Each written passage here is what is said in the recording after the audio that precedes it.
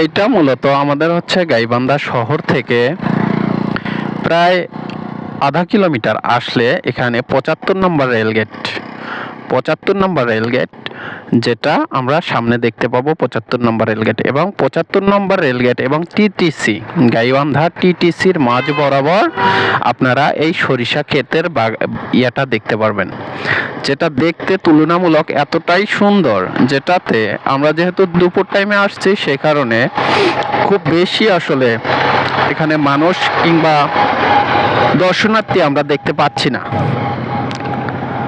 এদিকে হচ্ছে ৭৫ নম্বর রেলগেট আর এদিকে মূলত টিটিসি গাইবান্ধা টিটিসি। হ্যাঁ হ্যাঁ, ঠিক আছে ঠিক আছে ঠিক আছে। ও সম্ভবত এখানে সাংবাদিক আসছে, মূলত কি জানো, সাংবাদিক আসছে, ওনার ইন্টারভিউ নিচ্ছে, এবং পাশের জন ওই যে কাপল আসছে, অনেক কাপল আসছে এখানে।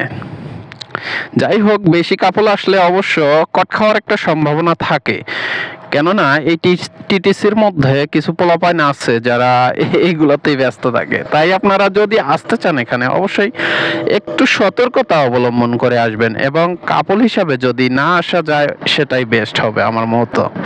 আর জায়গাটা অনেকটাই যেহেতু ফাঁকা, এই রেঞ্জে আসলে কট খাওয়াটা একটু আসলে সেটা সচরাচর হতেই পারে। তাই আপনারা যারা আসবেন ভেবেচিন্তে আসবেন।